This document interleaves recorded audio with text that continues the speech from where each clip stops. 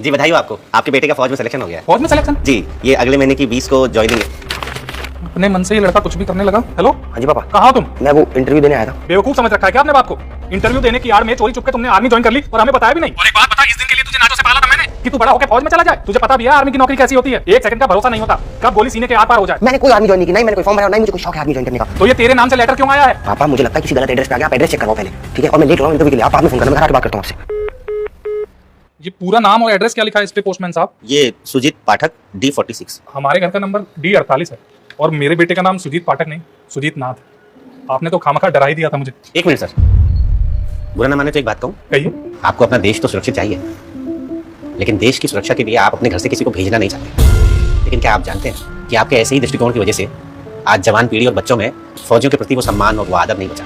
अभी आप अपने बेटे से जब बात कर रहे थे ना, तो उससे साफ पता लग रहा था कि आप ही नहीं, आपका बेटा भी फौज की नौकरी के पक्ष में नहीं है। कितना स्वार्थ छिपा है इस बात में कि आपको बेटा तो चाहिए, फौजी नहीं।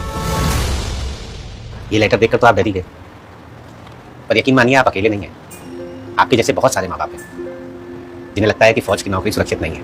लेकिन क्या कभी आपने थोड़ा सा समय निकालकर सोचा कि फौज में जो हमारे देश की रक्षा के लिए खड़े हैं वो भी किसी के बेटे हैं?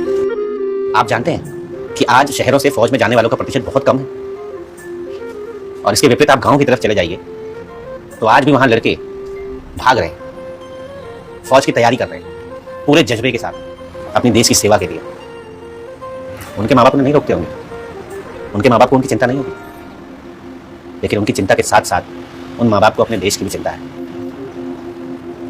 और शहरी माँ बाप शायद ये भूल गए। धन्य है ये बेटा जो फौज में जाकर देश की सेवा करना चाहता है।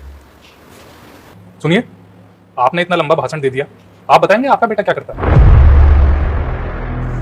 करता था, फौज में था, कारगिल में शहीद हो गया। आपने सही कहा, आपका बेटा और आप इस लेटर के लायक नहीं। ये लेटर वो सम्मान है जो खुश नसीबों को ही मिलता है।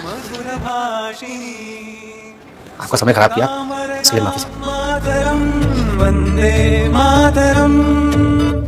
हर पिता अपने बेटे को सुरक्षित और सुखी देखना चाहता है, इसलिए शहर का बाप अपने बेटे को फौज में नहीं भेजना चाहता। लेकिन गांव के लोग अपने बेटों को फौज में भेजकर देश की रक्षा करने पर गर्व महसूस करते हैं।